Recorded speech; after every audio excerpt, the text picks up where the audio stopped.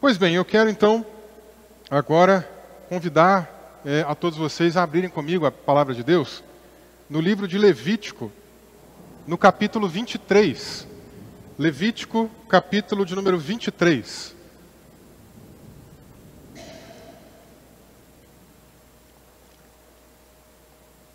Nessa noite, nós vamos falar a respeito dessa temática de virada de ano novo. O tema da mensagem é a celebração de um ano novo. A celebração de um ano novo. Será que a Bíblia fala de ano novo, gente? A gente vai ver aqui uma comemoração que o povo de Israel fazia, tá bom? Levítico capítulo 23, versículo também 23, que diz assim: O Senhor disse a Moisés: fale aos filhos de Israel, dizendo: no primeiro dia do 7º mês, vocês terão um descanso solene, memorial, com toques de trombetas, santa convocação. Nesse dia não farão nenhum trabalho, mas trarão oferta queimada ao Senhor. Amém? Vamos ler mais uma vez? É apenas esse trechinho mesmo aqui, um texto pequeno. Vamos reler, verso 23. O Senhor disse a Moisés: fale aos filhos de Israel, dizendo: no primeiro dia do 7º mês, vocês terão um descanso solene, memorial, com toques de trombetas, santa convocação. Nesse dia não farão nenhum trabalho, mas trarão oferta queimada ao Senhor. Glória a Deus. Feche seus olhos, vamos orar juntos em nome de Jesus. Senhor, nós te damos graça e nós bendizemos o teu santo nome nessa noite. Nós estamos felizes por estarmos aqui juntos na tua presença. Obrigado, meu Deus, pela oportunidade de cultuar ao Senhor mais uma vez. Obrigado, ó Pai, pela presença de todos os nossos irmãos e irmãs aqui neste culto.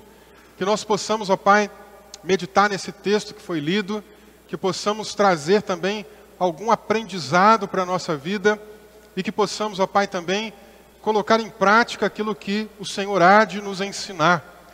Fala conosco nesse tempo, Pai. É o que nós te pedimos e é o que nós te agradecemos desde já, no nome santo de Jesus. Amém e amém. Amém, meus irmãos? Como eu disse aqui, para vocês, já adiantando, o tema da mensagem, portanto, nessa noite, é a celebração de um ano novo, com base aí, então, em Levítico, capítulo 23. Eu comecei perguntando, será que a Bíblia fala de ano novo? Bem, a gente fez a leitura desse texto, e se você se atentou, aqui no versículo 24, Deus dá uma ordem para o povo de Israel, dizendo que eles devessem fazer ali uma festa, que era, inclusive, chamada de festa das trombetas, no primeiro dia do 7º mês. E aí, de repente, fica meio confuso para a gente. Como assim o 7º mês? E a gente está falando de ano novo. É porque o povo de Israel pensava em virada de ano de uma maneira diferente como nós pensamos, tá? O ano civil do povo de Israel começava justamente nesse 7º mês. Tá? O 7º mês, para eles, que era chamado de Tishrei. É um nome diferente, não é do nosso idioma, é em hebraico, mas que significa início, ou iniciar. Então daqui já dá para a gente ter uma ideia de onde vem essa noção do povo de Israel de celebrar o começo do ano, a virada do ano, o início do ano, nesse 7º mês. Esse 7º mês corresponde para a gente aqui, mais ou menos entre setembro e outubro, porque o povo antigamente seguia um calendário diferente do nosso também. Eles seguiam aí um calendário lunar, base na lua mesmo, tá? Então isso também fazia toda a diferença na hora deles datarem uma série de situações ali para eles. Pois bem, essa questão do ano novo para eles ser no 7º mês e não do último para o primeiro mês, como a gente faz aqui na nossa cultura no Ocidente, tem um pouco a ver também com a questão do encerramento da temporada das plantações e colheitas, né? Então, quando eles estavam colhendo as suas plantações, também acabava acontecendo de calhar, de vir agora esse novo tempo. Então, vinha ali as festas das primícias, né? Ou seja, aquela festa de Pentecostes, né? Como a gente também conhece. E algum tempo depois, então, iniciava-se esse novo ciclo. Ou seja, essa ideia desse ano novo. E esse ano novo, ele era marcado, então, primeiramente por uma mudança climática, né? Ou seja, a mudança ali do verão para o outono. Então, é um clima um pouco mais ameno, não tão quente, mas também não tão frio. É bem parecido com a nossa mudança de clima por aqui também. Fica uma espécie de mistura de verão e de inverno, né? Fica um clima um pouquinho mais fresco ali para eles. E também nós temos aqui uma questão justamente relacionada a uma gratidão às plantações. Então eles estão gratos a Deus, porque Deus os abençoou com as plantações, com as colheitas, para que tudo que eles precisavam para sobreviver deu certo. E eles agora então começam um novo ano pedindo a Deus para que o Senhor abençoe esse próximo ano, para que eles continuem tendo boas colheitas, para que o Senhor continue cuidando das necessidades deles, né? Isso meio que vai na mesma direção do que a gente faz hoje também, né? Porque quando a gente vai terminando o ano, né, o final do nosso ano, pelo menos na nossa cultura no Brasil, não sei como é que funciona em outros países, mas para a gente aqui, terminando o ano, geralmente a gente também tem o 13º salário. Em algumas empresas tem aquelas participações em lucros e resultados, né? PLR ou PR, dependendo do lugar de onde a pessoa trabalha. Enfim, a gente meio que começa o outro ano também pedindo a Deus para nos ajudar, né, a retomar aquele ano para que tudo dê certo, para que não nos falte absolutamente nada. A grande diferença é que aquele povo vivia numa cultura de agropecuária, era um povo agropastoril. Tinha agricultura, né, eles plantavam uma série de coisas, por isso que essa mudança ela vem exatamente em torno da questão da plantação, mas tem também o gado que eles cuidavam, né? Então tudo isso era extremamente importante para eles. E dentro da cultura desse povo de Israel, e mais adiante, né, naquilo que vai se tornar o povo judeu, tem também a questão de que cada um dos meses do ano meio que representa também um dos patriarcas. Lembra comigo que são 12 filhos que Israel teve, né, que Jacó teve. E cada um desses filhos meio que representa um desses meses. E esse mês que a gente mencionou, esse 7º mês, ele acaba representando o filho de Israel, o filho de Jacó, chamado Dan. E Dan acabou nascendo num momento ali que a gente vai se lembrar em Gênesis, né, de muita conturbação entre as esposas que Jacó tinha, e ao mesmo tempo também de uma briga entre as servas daquelas mulheres, né? Então em Gênesis capítulo 30, por exemplo, versículos 5 e 6, está escrito assim: Bila ficou grávida e deu à luz um filho a Jacó. Então Raquel disse: Deus me fez justiça, ouviu a minha voz e me deu um filho. Por isso lhe chamou Dan. Então, por isso, pelo fato de Deus ter feito justiça, chamou o menino de Dan. Não é um nome muito comum para a gente aqui, né? Eu nunca conheci nenhum Dan, a não ser se for uma abreviação de Daniel, né? Mas não tem nada a ver com isso, tá? Dan, aqui nesse caso, tem um significado, tem uma ideia da origem desse nome no sentido de juiz. Então veja que, por exemplo, ela está dizendo: Deus fez justiça comigo. Né? Já que essa moça era estéril, a Raquel não podia ter filhos, né? A outra irmã dela já tinha tido vários filhos, a escrava da irmã dela teve vários filhos, essa ainda não tinha tido nenhum, e de repente agora nasce essa criança e ela coloca essa frase, né? Deus fez justiça comigo. E por isso, porque Deus faz justiça, ela deu o nome para o menino de Dan, de justiça, de justo, algo nesse sentido, de juiz, tá? Algo nessa direção. Então, nesse caso, vem muito a calhar com a ideia daquilo que representa esse 7º mês na cultura do povo de Israel. Porque o 7º mês, ali o primeiro dia, que marca o ano novo, na verdade também tem uma comemoração diferente da nossa. Nós estamos acostumados a comemorar a virada, né? Então a gente fica ali até meia-noite, faz um jantar, geralmente fica em família, ou a família da igreja, né, a família da fé, e a gente juntos então celebra aquela mudança de ano. Fica para trás um ano anterior, vem agora um ano diferente, um ano novo, e a gente tem muita esperança que tudo se torne melhor. Bem, no caso do povo de Israel, essa mudança, esse primeiro dia do ano, era um dia festivo, mas que não se restringia apenas ao primeiro dia. era na verdade uma sequência de dias. Até o 10º dia, tinha muita coisa acontecendo. E no dia 10 desse 7º mês, ia acontecer a primeira grande festa do povo de Israel, que era o dia da expiação. Ou seja, o dia em que eles entendiam que Deus estava perdoando o pecado deles ali, os pecados nacionais e os pecados pessoais. O que é expiação? É quando alguém paga pelo pecado do outro, né? Então tinha ali um bode expiatório, né? O sacerdote colocava a mão sobre a cabeça desse bode dentro do tabernáculo, confessava o pecado do povo, depois soltava o bode no deserto. Você já deve ter ouvido falar esse nome, né? Bode expiatório. Às vezes até nas empresas aí, as pessoas dizem isso quando mandam uma pessoa embora, né? A equipe não está indo muito bem, de repente demite um funcionário. Por quê? Porque aquele meio que está levando a culpa de todo mundo, né? Então a ideia vem daqui da Bíblia, né? Esse bode expiatório que era solto no deserto e de repente ele desaparecia. Ninguém encontrava mais ele. E ele simbolicamente levava o pecado do povo, tá? Jesus é o nosso bode expiatório. Ele carregou os nossos pecados. Ele morreu no nosso lugar. Amém, meus irmãos?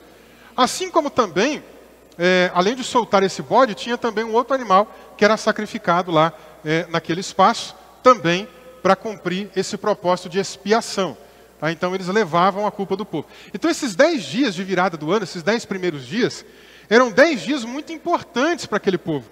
Eram 10 dias em que eles então pensavam muito no juízo de Deus e pensavam ao mesmo tempo também muito no perdão divino, na misericórdia divina.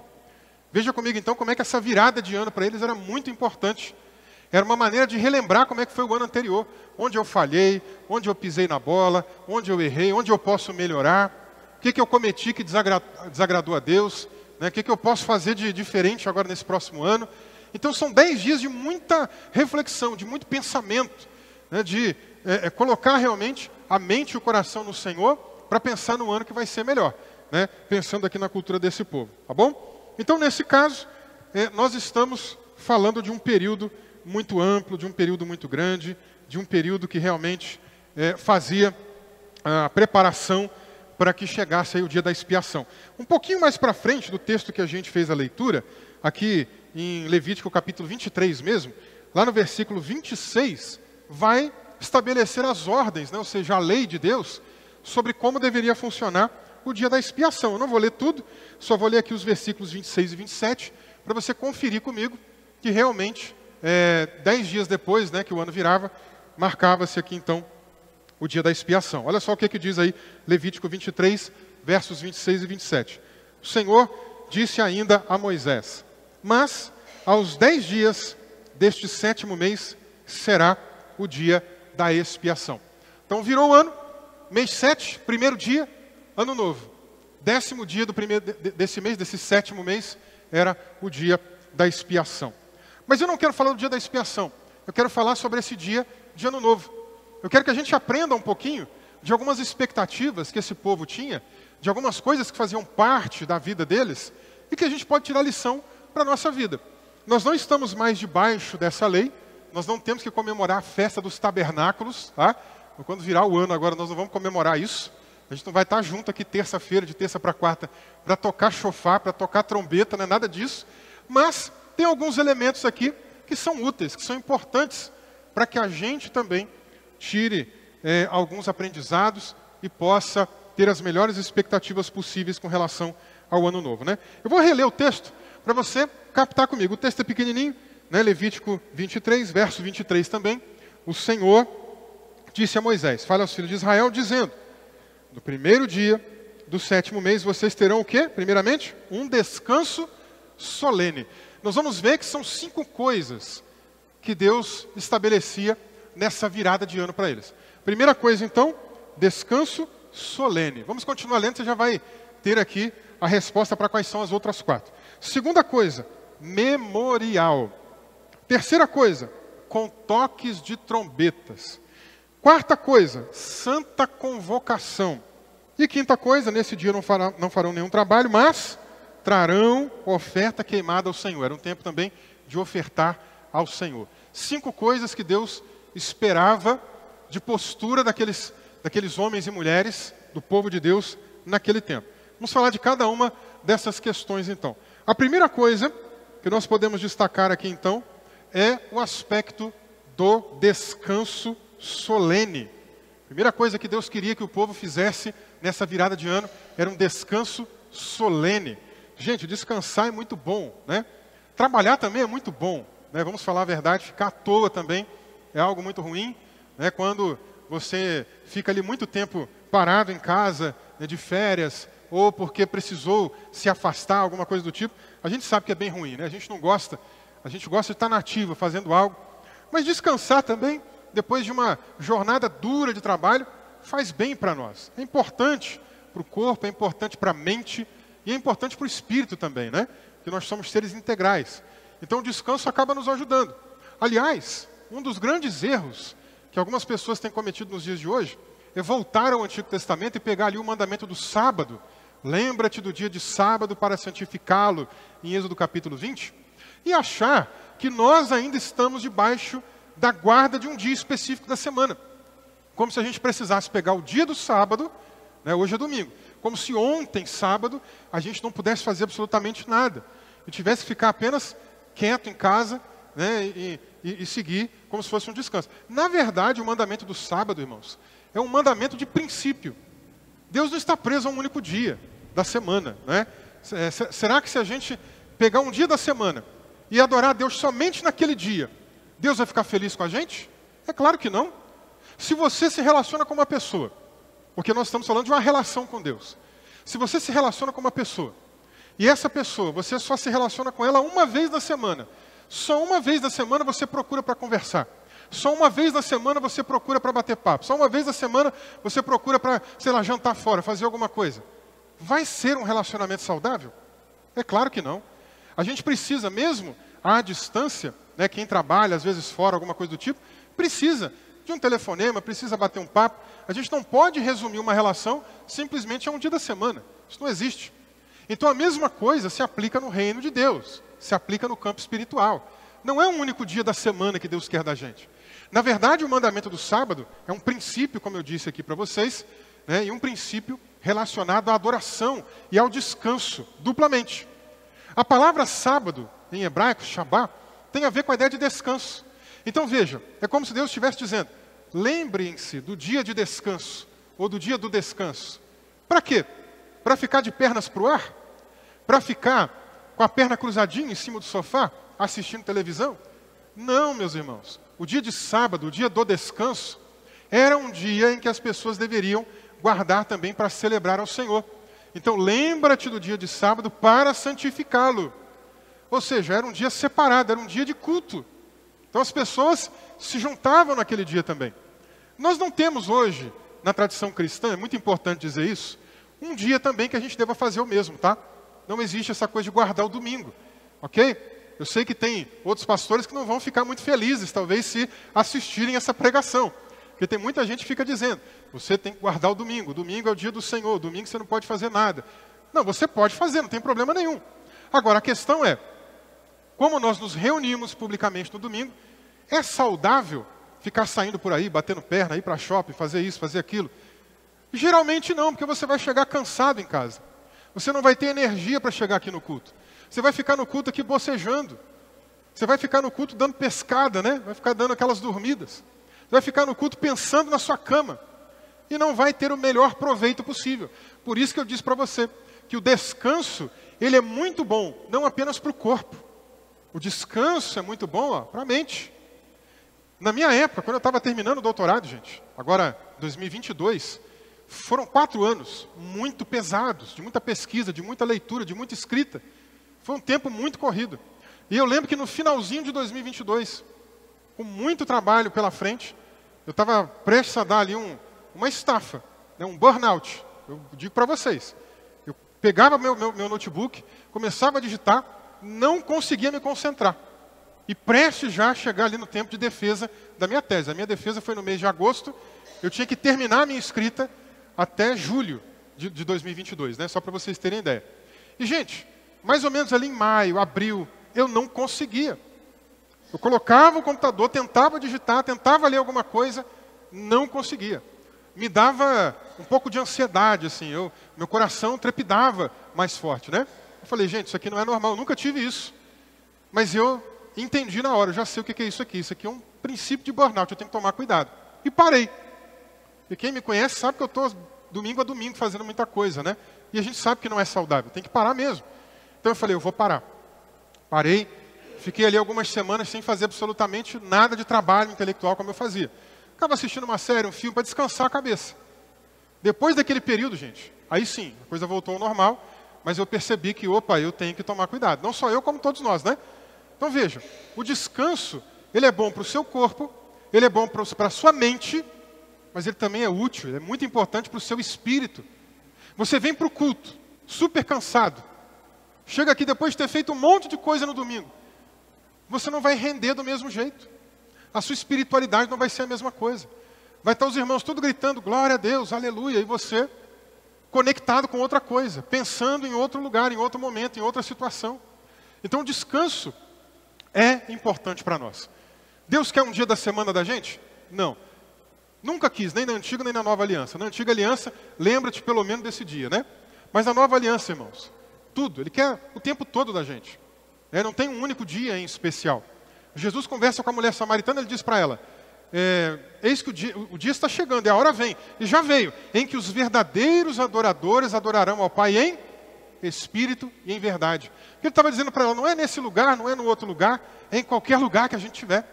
Então isso muda também a nossa relação de tempo, não só de lugar, não só de espaço, mas de tempo também. Não é só nesse templo físico aqui que a gente adora o Senhor. A gente adora o Senhor em casa, a gente adora o Senhor dirigindo na rua, a gente adora o Senhor na escola, a gente adora o Senhor enquanto trabalha, a gente adora o Senhor em qualquer lugar. Nesse sentido, então, nós precisamos estar muito sensíveis para esse tempo de descansar o corpo, a mente e o espírito, para estarmos bem com o Senhor.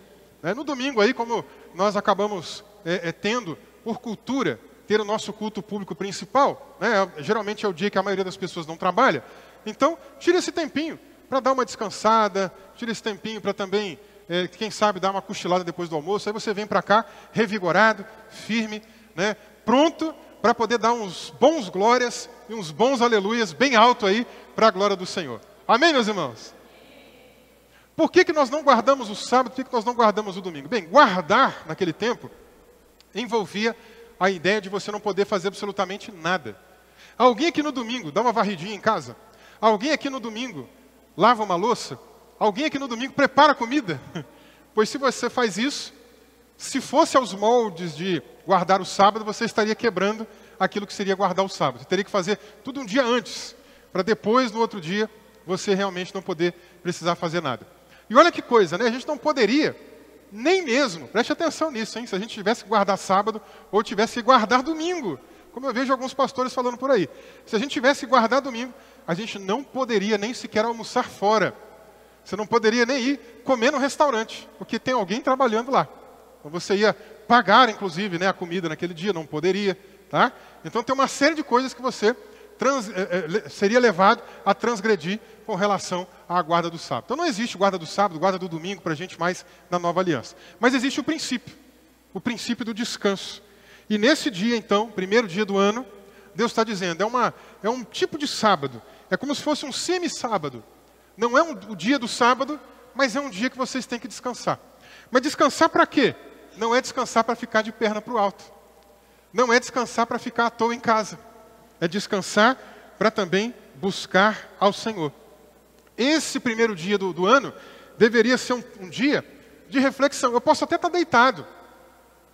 Eu posso até estar sentado no meu sofá, ou deitado no meu sofá, mas eu preciso estar em reflexão. Eu preciso refletir. O ano virou, o tempo mudou. Como é que eu fui nesse ano anterior? O que eu fiz de bom? O que eu fiz de ruim? O que eu deixei a desejar? O que eu posso melhorar? É um tempo de reflexão. É um tempo, irmãos, de arrependimento. Porque não tem ninguém no meio de nós aqui, a não ser Jesus, que não peca. Todos nós pecamos em algum grau, em alguma medida, em alguma situação. Todos nós, não existe impecabilidade. Não é? Então, também é um tempo de reflexão com relação à questão do pecado. E é um tempo de arrependimento. É um tempo de eu pensar, puxa, nesse ano que se passou, eu fui muito débil, eu fui muito fraco, eu vacilei nisso aqui. Eu deixei de fazer aquilo ali. Eu pratiquei essa coisa que era errada. Eu cometi tal situação que transgredia a vontade de Deus. Eu falei coisas que não deveria falar. Eu pensei coisas que não deveria pensar. Pois agora, no próximo ano, é um tempo de esperança de eu mudar essa minha postura, essa minha atitude e seguir para um tempo novo. Gente, precisa esperar o tempo, o ano mudar para pensar isso? Obviamente que não. Mas a mudança de ano sempre acaba sendo simbólica, sempre acaba sendo significativa. Que é como se algo tivesse terminado, um ciclo tivesse acabado e um novo ciclo vai começar, não é? Então, pensando nisso, é que a gente pode aproveitar como os nossos antepassados lá, os israelitas, faziam. Podemos pensar exatamente nessa perspectiva. Bom, como é que foi o meu ano? Vou pensar aqui em 2024. Como é que foi 2024? O que eu deixei a desejar? 2025 eu não quero mais fazer isso. E, portanto, também esse tempo de ano novo para eles era um tempo de reflexão no que diz respeito à santificação. Ou seja, eu quero ser um homem de Deus mais santo do que eu fui em 2024. Você, que é mulher, precisa desejar ser uma mulher mais santa do que foi em 2024. O que você não fez tão bem? Ó, em 2024 nós fizemos aqui um propósito de ler a Bíblia todinha, de Gênesis a Apocalipse. Talvez alguns não conseguiram. Quem sabe em 2025 não vai ser o seu tempo. Quem sabe em 2025 não vai ser o seu tempo de agora eu vou orar mais. Agora eu vou cuidar mais disso, agora eu vou cuidar mais daquilo. É tempo de reflexão. É tempo de arrependimento. É tempo de santificação. Era um tempo que o povo de Israel também pensava na prosperidade, na mudança. Né? Já que eles tiveram ali as suas colheitas, eles querem mais colheitas. Eles querem que Deus continue abençoando. E, gente, não vamos ser hipócritas, né? Aqui a gente não defende teologia da prosperidade. A gente não defende essa balela que existe por aí. Essa coisa de, eu vou exigir de Deus, Ele vai me dar. Não é essa coisa de Deus deu o direito para todos os crentes serem ricos, porque isso é mentira, não está na Bíblia. Mas todos nós queremos ser abençoados por Deus. Não é? Agora, nesse sentido, nós podemos então também, assim como o povo de Israel lá no passado, pedir para Deus, Senhor, me ajuda, me abençoa, me dá saúde, me dá vigor, me dá energia para trabalhar, me dá força. Né? Me arruma trabalho, me dá condições talvez de estudar, de me aperfeiçoar, de fazer alguma outra coisa que vai melhorar a minha atuação profissional. Isso não é pecado fazer, você pode fazer, não tem problema nenhum. Contanto que você nunca se esqueça de Mateus 6,33. Mas buscai primeiro o reino de Deus e a sua justiça, e estas coisas serão acrescentadas. Contanto que você não esqueça de Deus em primeiro lugar, trabalhe bastante, lute bastante, dê o seu melhor, né? Tanto lá no mundo corporativo, no trabalho, como também para Deus, principalmente. Ok? Então esse é o primeiro ponto, um descanso solene. Deus queria que o povo tivesse um descanso solene. Mas que descanso era esse então? Não era exatamente ficar de pernas para o ar, como a gente viu. Era um tempo de reflexão, era um tempo de busca de Deus. Segundo lugar, Deus fala também para que esse povo, na virada do ano, no ano novo, tivesse também um memorial. Segundo lugar, memorial. O que é memorial, gente? É quando a gente se lembra de algo, né? Quando um fato, ou um objeto, ou uma data, fazem com que a gente se lembre de alguma coisa que aconteceu no passado. Por exemplo, uma data importante, um aniversário de casamento, são datas importantes, são memoriais, que a gente celebra, que a gente traz à memória porque a gente lembrou para naquele dia algo de bom aconteceu. Naquele dia, X do ano tal, eu me casei. E aquilo foi uma coisa boa para a minha vida. Naquele dia, meu filho nasceu, minha filha nasceu, a minha esposa nasceu, eu nasci. É um dia especial, não é? Então nós celebramos, é um memorial. Agora, nesse caso, a virada do ano servia como um memorial, por quê?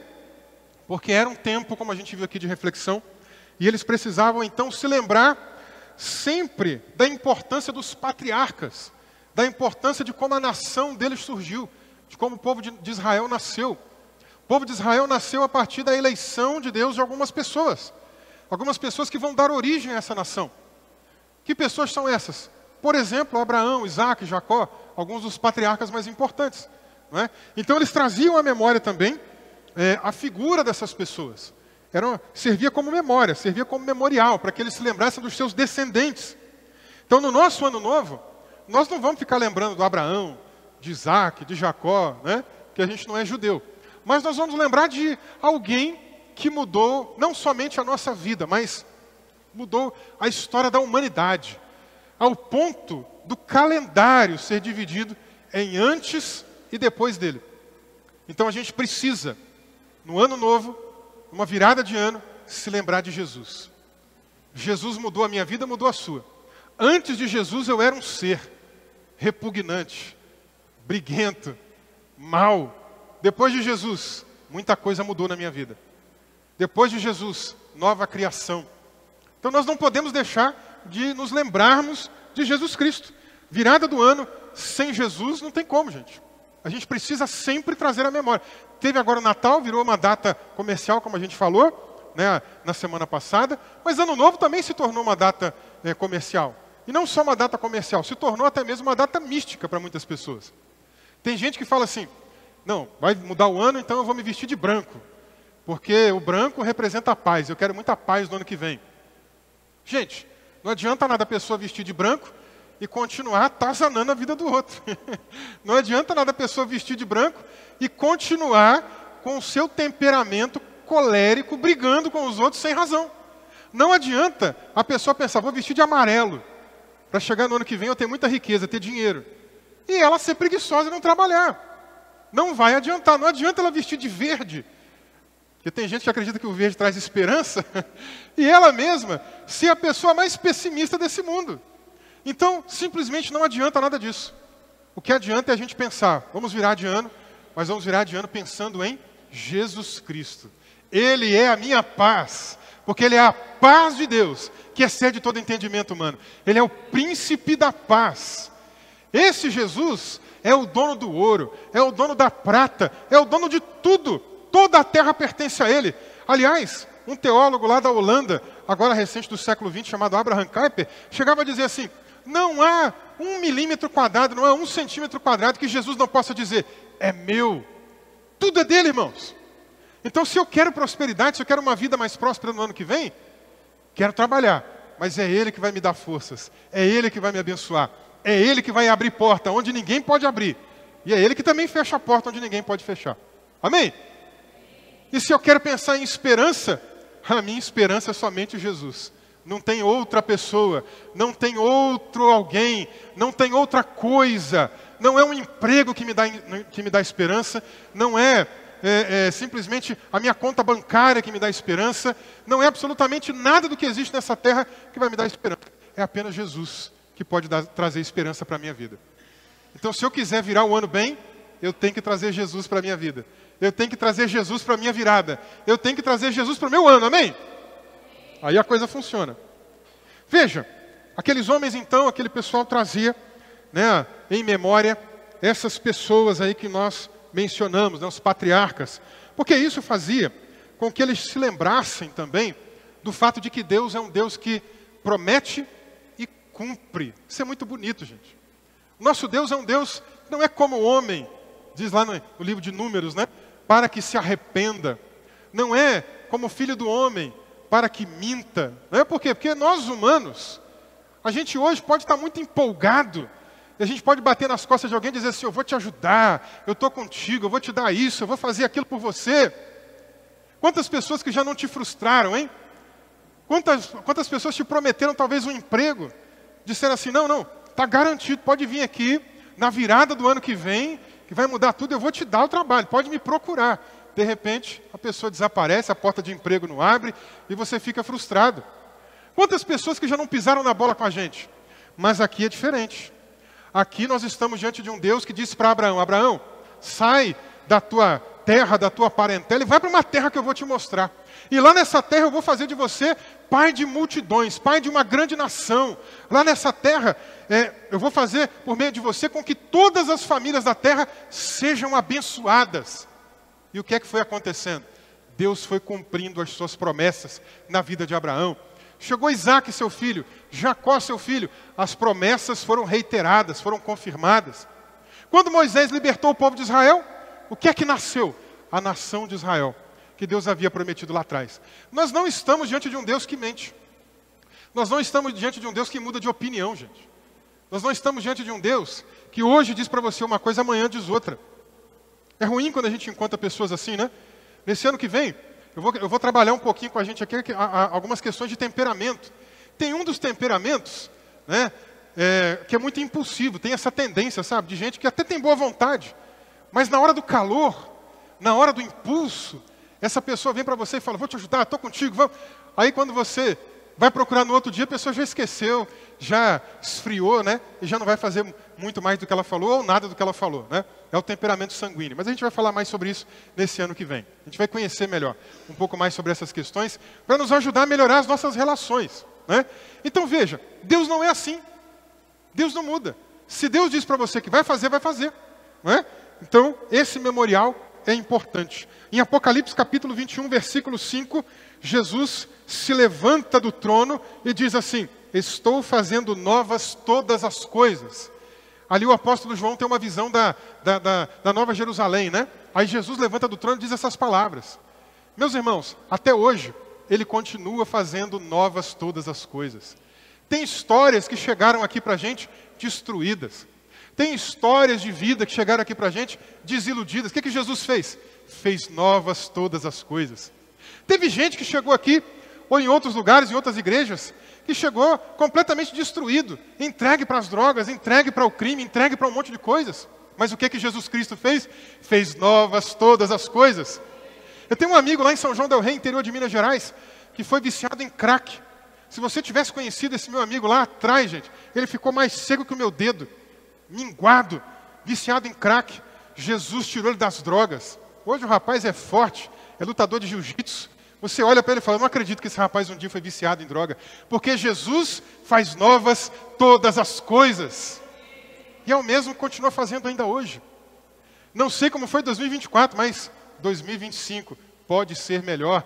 Porque Jesus pode fazer novas todas as coisas. Amém? Terceiro lugar, nessa festa precisava haver o toque da trombeta. Não é? Por isso, inclusive, que ela era chamada de Festa das Trombetas. A virada do ano do povo de Israel era chamada de Festa das Trombetas. Uma coisa que talvez você não sabia. Todo mês que virava, toda virada de mês, todo começo de mês, lembra que eu disse aqui que eles olhavam, né, que eles acompanhavam o calendário pelo calendário lunar? Então, você vai ver lá Paulo falando, por exemplo, no Novo Testamento, para a gente não julgar as pessoas, né? Por algumas festas que elas comemoram. Tinha gente que queria guardar o sábado. Ele falou, se ele quer guardar o sábado, deixa ele guardar o sábado dele, mas que ele não me julgue por eu não guardar. Tem gente que queria guardar a festa de lua nova. O que era a festa de lua nova, gente? Festa de lua nova era justamente quando mudava o mês. Então, para eles, mudou o mês. Né? Eles acompanhavam pelo calendário lunar, mudou o mês, lua nova. Havia ali também uma celebração. Toda virada de mês, todo começo de mês, tinha isso. Tinha uma trombeta que eles tocavam, que era uma trombeta de prata. Eles tocavam a trombeta e anunciavam, olha, o mês mudou. Vamos imaginar aqui os nossos meses, né? Ó, mudou de dezembro para janeiro. Aí alguém ia lá e tocava a trombeta. Mudou de janeiro para fevereiro, tocava a trombeta. Tá? Mas, quando mudava da virada de ano, né, do sexto para o sétimo mês, que a gente viu que o sétimo mês aqui era o primeiro mês deles no calendário civil, aí então, eles não apenas tocavam essa trombeta de prata, como também tocavam uma trombeta de chifre de carneiro, que é o que vocês já devem ter ouvido falar de chofar, né? Eles pegavam lá o chifre e tocavam. Esse chifre, gente, não tem nada de místico, não tem nada de especial, tá? Tem algumas igrejas por aí afora que até usam, né? Vai começar o culto e fica lá, né? Pom, pom, pom, pom, pom. Como se fosse liberar alguma coisa espiritual na igreja. Não, gente, tem nada disso, isso não existe, né? Não é pelo tocar de um chofar, de um chifre aqui, de eu ficar tocando um berrante, que alguma coisa vai acontecer, tá? Agora, por que isso acontecia? Por que o pessoal tocava isso aqui naquela época, antigamente? Para poder ajuntar o povo. Então, era como se fosse, né, um tipo de anúncio para que o povo se ajuntasse, para que pudesse haver um ajuntamento solene, tá? Era para isso que esse tipo de coisa acontecia, né? Naquela época, vamos lembrar, né, não tinha um monte de recursos que a gente tem hoje. Não sei se vocês também receberam, mas agora essa semana mesmo, né, eu moro em Campinas, tocou meu celular, todo mundo lá em casa com o celular apitando, pip, quando a gente foi olhar, era um aviso da Defesa Civil, né, notificando para tomar cuidado por causa do tempo de chuva. Realmente choveu muito em Campinas essa semana, né, então avisou para a gente. Tá? Então naquela época não existia isso. Né? Se existisse, o celular, o WhatsApp, né? Moisés ia mandar lá o aviso. Gente, está na hora, vamos nos reunir, mudou o ano, vamos juntar. Não tinha isso. Então, como é que ele ia fazer para avisar 3 milhões de pessoas, gente? Como é que ele ia fazer uma coisa dessa? Tocava a trombeta. Aí a trombeta era o som, era o sinal que fazia com que as pessoas, opa, está chamando. Né? Então tinha alguns sons específicos para chamar as pessoas também, tá bom? Então nesse caso, tocar essa trombeta, esse chofar, essa trombeta de chifre de carneiro, era para convocar as pessoas. Às vezes, para convocação para a guerra. Imagina, tem alguém lá observando. E aí tem algum exército adversário chegando. Tocava a trombeta, o exército já se aprontava e ficava ali para defender o seu território. Ou quando era simplesmente para convocar o exército para ir atacar algum inimigo. Isso também podia acontecer. Podia ser, por exemplo, o anúncio, né, de um rei que estava subindo no trono. Tá? Então, isso já na época da monarquia. Né? Se um rei fosse subir ali para se tornar a liderança daquele povo, eles tocavam também a trombeta para anunciar, olha, o rei está chegando aí no seu posto. Né? Quando Jesus voltar também, as trombetas vão soar. Porque não é qualquer rei que vai chegar, gente. É o rei sobre todos os reis. É o Senhor de todos os senhores. Ele também, quando voltar, trombetas vão soar. Amém? Depois leia Mateus capítulo 24. Você vai ver o que eu estou dizendo. Mas também poderia ser uma convocação para alguma reunião solene. Por exemplo, imagina lá o povo tocando a trombeta para chamar. Gente, vamos juntar aqui para a gente cultuar ao Senhor. Essa era outra razão também porque a trombeta era tocada. Aí a gente chega no quarto ponto. O que é o quarto ponto? Deus diz aqui para o povo que deveria haver uma santa convocação. Ou seja, nós estamos agora diante desta reunião solene, dessa convocação para que o povo se ajuntasse para buscar ao Senhor. E aí, gente, tem uma coisa importante nisso aqui. Esse ajuntamento envolvia 3 tipos de unidade. Olha comigo, primeira situação. Quando tocava a trombeta para o povo se ajuntar, em primeiro lugar, é um sinal de uma unidade familiar. Virada do ano. Primeiro dia do ano. Tocou a trombeta. Opa, virou o ano. Começou um ano novo. A família se junta. A família come junta. Almoça junto. Janta junto, né? Ou seja, é aquele momento que a família aproveita ali também para ter bastante comunhão. E é gostoso, não é, gente? Quando a gente passa em família, né? Quando a gente tem essa oportunidade de estar juntos ali, celebrando, né? Comendo, pensando no futuro. Então, esse é um ponto. Por quê? Porque esse é um princípio da Bíblia. Família dividida não vai para frente. E a mesma coisa se pensa aqui nesse contexto. A família precisa estar junta, unida. Né? E essa é uma oportunidade, dentro da tradição antiga do povo oriental, né, de estreitar os laços. Comer junto para eles é ter comunhão. Comer junto para eles é realmente ter unidade. Tá? Então, isso se torna uma coisa muito importante. Tocou a trombeta, sinal de que a família tem que estar junta. A família tem que estar unida, tem que estar firme, tem que estar forte, tem que passar pelas adversidades em comunhão. Segundo lugar, envolve também a unidade religiosa. Ou seja, tocou a trombeta, anunciou o ano novo. Opa, além de eu jantar com a minha família, além de eu comer junto com os meus, eu preciso também me ajuntar com os meus irmãos e irmãs na fé. Porque eu preciso ter comunhão espiritual também. Lembra que nós falamos aqui agora há pouco? Não é só o descanso para o corpo, para a parte mental e para o espírito, mas é também uma busca, né? Então, nesse caso, a unidade, a comunhão nesse aspecto se torna importante também. O povo de Deus precisa estar junto na adoração.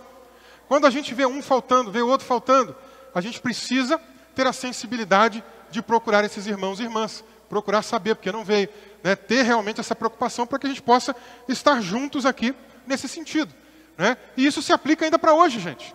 Se aplica para o nosso tempo, né? Ou seja, nós vamos virar o ano. Eu sei que algumas pessoas vão viajar, algumas pessoas não poderão estar junto conosco. Não tem problema, a gente entende. Mas teremos aí 2025 pela frente. E é aquele tempo da gente estar unidos, não apenas em família, né, de sangue, mas em família da fé, em família espiritual. É muito importante para que a gente cresça junto. É muito importante para que a gente estimule um ao outro. Né? Você vê um irmão ali fraquejando, você dá aquele impulso, dá aquele empurrão, ele melhora. Não é? Então é para isso. Nós estamos aqui para uns ajudarem aos outros. Tá bom? E por fim aqui, nessa questão da unidade, além da unidade familiar, além da unidade religiosa, nós também temos aqui a unidade nacional. Lembra aqui como é que Deus falou para Moisés? Fale, versículo 24. Fale aos filhos de Israel. Fale aos filhos de Israel. Então aqui, gente, é também um sinal de unidade nacional para o povo de Deus ali naquele contexto antigo de uma nação, né? Hoje nós não temos uma nação que tem uma única religião, mas nós também temos que ter o nosso senso nacionalista, o nosso senso patriota, né? Ou seja, a gente se junta para adorar o Senhor, mas a gente também deve orar pela nossa nação. Paulo escreve aos Romanos, a partir do capítulo 12, explicando que a gente deve orar inclusive pelas autoridades. A gente deve orar pelos reis, pelos presidentes, pelas pessoas que estão aí ocupando cargos de poder, para que a gente possa ter uma nação cada vez mais justa e melhor. Paulo também escreve a Timóteo, na sua primeira carta, e diz a mesma coisa, que a gente tire tempo para orar pelas autoridades. E aí não são somente autoridades políticas, são autoridades de outras esferas também, de outras esferas que fazem parte do nosso mundo, tá bom? Então, nesse caso, nós temos aí uma santa convocação. A gente precisa estar juntos, irmãos. A gente precisa, nesse ano que virá, 2025, manter essa chama acesa, essa unidade mais firme do que nunca, e não deixar o inimigo nos afastar uns dos outros e nos afastar de Jesus. Amém, meus irmãos? E em quinto lugar, em último lugar, a palavra de Deus aqui também, nessa virada de ano que o povo de Israel comemorava, ela menciona que naquele dia, além das pessoas não trabalharem, tirarem aquele tempo para um descanso, né, como a gente mencionou, elas deveriam levar uma oferta ao Senhor. Havia ali algumas ofertas específicas e especiais para aquele tempo. Isso vai se repetir em Números, capítulo 29. Olha o que diz aqui o texto, a partir do versículo 1 até o versículo número 6, tá bom? Aqui a gente tem alguns dizeres sobre como o povo de Israel deveria se comportar nessa data e que tipo de ofertas eles deveriam levar. Diz assim: no primeiro dia do 7º mês, vocês terão uma santa convocação. Não façam nenhum trabalho nesse dia. Nesse dia as trombetas tocarão. Se você ler só o versículo 1, é um paralelo com o que a gente leu em Levítico 23, né? Agora no versículo 2, ele já vai começar a explicar sobre as ofertas. Então, por holocausto de aroma agradável ao Senhor, ofereçam um novilho, um carneiro e 7 cordeiros de 1 ano, sem defeito.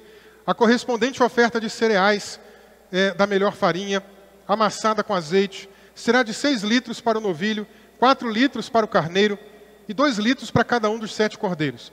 Ofereçam também um bode para a oferta pelo pecado, para fazer expiação por vocês, além do holocausto do mês e a correspondente oferta de cereais, do holocausto contínuo e a correspondente oferta de cereais, com as libações que a acompanham, segundo o seu estatuto, em aroma agradável, oferta queimada ao Senhor.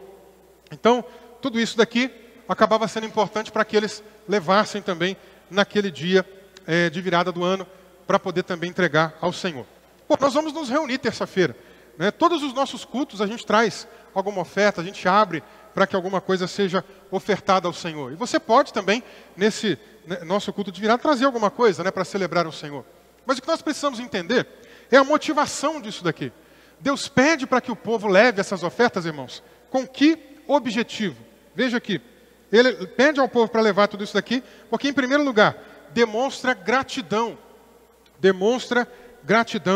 por aquilo que o Senhor vem fazendo na vida deles. Você é grato a Deus? O culto hoje começou com a leitura de um salmo em que o salmista perguntava: que darei eu ao Senhor pelos benefícios que me tem feito? Quantos benefícios o Senhor tem derramado na tua vida? Você tem gratidão por isso? Gratidão é uma coisa que nós também podemos materializar. Gratidão não precisa ficar apenas em palavra. Gratidão também é bonito, né, quando a gente entrega algo físico para alguém. Eu estava dando aula lá em São Paulo, alguns alunos ficaram felizes. E aí sempre tem um aluno ou outro que vem, entrega ali um presentinho, entrega ali alguma outra coisa, né? Por quê? Porque estão gratos pelo semestre que passaram juntos, né?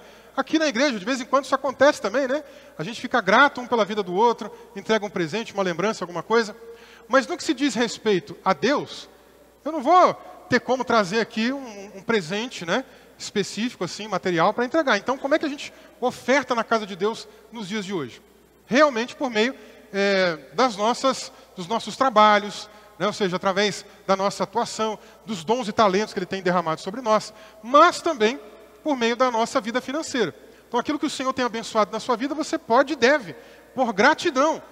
Veja que em momento nenhum aqui, esse tempo que você congrega nessa igreja, você nunca me viu fazer pedidos de dinheiro de maneira apelativa. Nunca. Eu nunca fiquei aqui, você tem que dar, porque se você não der, o devorador vai tomar a tua vida, o devorador vai fazer isso. Eu nunca fiz isso aqui nesse lugar. Você nunca me viu aqui lançando proposta de barganha. Você dá isso e Deus vai te dar isso em troca. Eu nunca fiz isso. E nunca vou fazer, irmãos. Isso é contra os meus princípios, isso é contra a Bíblia, contra a palavra de Deus. Não é? Mas nós precisamos ser gratos a Deus. Não é porque alguns lugares ensinam e fazem errado que nós vamos deixar de fazer o que é certo. Não é? Então, a Bíblia fala sobre ofertas, a Bíblia fala sobre dízimo. E nós precisamos procurar entregar ao Senhor e ser fiéis a Ele também no que tange a isso daí. Veja que aqui, na virada do ano, as pessoas estavam levando a sua oferta. Né? E o que é importante a gente pensar também? Sempre ao longo do ano, aquilo que Deus colocou, né, conforme as nossas posses, né, Paulo fala sobre isso, cada um contribua segundo aquilo que estiver proposto no seu coração. Né? Ou seja, quando ele diz isso, é no sentido de que tem a ver com as minhas posses. Né? Se eu tenho condição de dar uma oferta maior, né, se o meu dízimo é realmente ali proporcional ao que eu ganho, eu vou entregar conforme o que eu ganho. Agora, outra pessoa que ganha menos, outra pessoa que ganha mais, vai entregar conforme as posses daquela pessoa. Né? Mas sempre com a motivação certa. E a primeira motivação certa é a gratidão. A segunda motivação certa é como aquela viúva pobre, que você vai lembrar comigo, que ela foi entregar alguma coisa lá e Jesus ficou de olho nela, acompanhando, desde que ela foi até o momento que ela saiu. E depois ele destacou, essa mulher foi a que deu mais do que todo mundo que veio aqui dar alguma coisa. Porque tinha muita gente que ia lá entregar do que sobrava. Mas ela não deu 10%, ela não deu 15%, ela não deu 20%, ela deu 100%. Jesus disse que ela deu tudo o que tinha. Não é? Então veja, a segunda motivação é realmente dar para Deus alguma coisa que nos custe algo. Você vai lembrar de Davi um certo dia, que ele, para poder fazer uma oferta a Deus, por causa de um problema que tinha acontecido no meio do povo de Israel, ele vai para entregar uma oferta, ele vai até um homem e fala, quanto que custa aquele gado ali para eu fazer uma oferta para Deus? Ele falou, não, é para Deus, eu te dou. E Davi responde para ele muito sabiamente, eu não quero que você me dê, eu quero que você me venda pelo preço justo. Porque eu não quero dar para Deus algo que não me custe alguma coisa. Né? Só que nós estamos, todas as vezes, numa cultura que só quer ganhar, que só quer receber, gente. E isso também não é saudável. Isso também não é bom. Nós também precisamos fazer parte de um povo que é grato a Deus e que dá a Deus, que devolve a Deus, que doa para Deus, que contribui na casa de Deus por essa gratidão, querendo, de fato, fazer alguma coisa que nos custe algo, também pensando na gratidão daquilo que o Senhor tem feito na nossa vida material. Paulo até comenta, se Deus tem abençoado a vida material de vocês, por que seria errado colher da vida material de vocês? Né? Ou seja, Deus está abençoando a minha vida com trabalho. Eu estou conseguindo trabalhar, estou conseguindo ter salário. Por que eu não poderia, então, do meu salário, desse salário que nem é meu, na verdade, é de Deus, né? Eu devolver ou entregar também a minha oferta para Ele, a partir disso que Ele tem me abençoado. Isso é muito importante para nós pensarmos. E a gente precisa pensar o seguinte também. Um tempo antes dessa virada de ano, tinha também a festa das primícias. A festa de Pentecostes. E a festa de Pentecostes, irmãos, já era a festa em que eles pegavam a primeira colheita e entregavam toda essa primeira colheita ao Senhor. E agora, já sem muita coisa colhida, eles ainda entregam mais coisas a Deus, né? É que o nosso coração é mesquinho. O nosso coração é idólatra. Paulo chega a escrever para uma das igrejas lá, nas suas cartas, dizendo que a avareza, preste atenção nisso, a avareza, ele chama de idolatria. E a gente pensa às vezes que idolatria é só aquilo que outras religiões praticam, né? De ter uma imagem lá em algum lugar, etc. Não, o amor ao dinheiro, o amor a bens materiais é idolatria também. E é por isso que Jesus também alertou dizendo, não se pode servir a dois senhores, a Deus e a riqueza. Você vai amar um e vai odiar o outro, não tem como. Não é? Deus não proíbe a riqueza, Deus não proíbe a prosperidade, Deus abençoa, muita gente já abençoou para que elas tivessem muitas condições, mas isso aqui precisa ser um princípio bíblico na nossa vida. Eles demonstravam gratidão, e pela gratidão, em tudo que o Senhor vinha fazendo na vida deles, eles também entregavam ao Senhor, devolviam ao Senhor com o coração feliz. Por isso que Paulo também menciona lá na sua carta, né? Que todo aquele que dê com alegria, porque Deus ama aquele que dá com alegria. Isso não deve fazer por tristeza no coração, né? Nenhuma oferta, nenhum dízimo que você entrega aqui deve ser porque tem alguém te pressionando, seja na sua casa, na igreja, em algum lugar, não. É porque você tem amor no coração e quer fazer isso de livre e espontânea vontade e por gratidão no seu coração, materializando a sua gratidão. Amém, meus irmãos? Que nós possamos, então, fazer essa virada de ano de maneira reflexiva, como a gente aprendeu aqui hoje, pensando o que acertamos, pensando o que erramos, pensando o que a gente pode fazer de melhor para 2025. O que você pode fazer de melhor? Pense nisso. Na terça-feira, eu tenho aqui uma outra palavra da parte de Deus, não focada mais nessa ideia de ano novo, como eu fiz aqui hoje, né? Mas pensando realmente mais em algum objetivo nosso como igreja para o ano que vem. Então não deixe de vir, esteja com a gente aqui, né, para a gente celebrar junto ao Senhor e ter um tempo abençoado de comunhão. Amém? Vamos ficar de pé?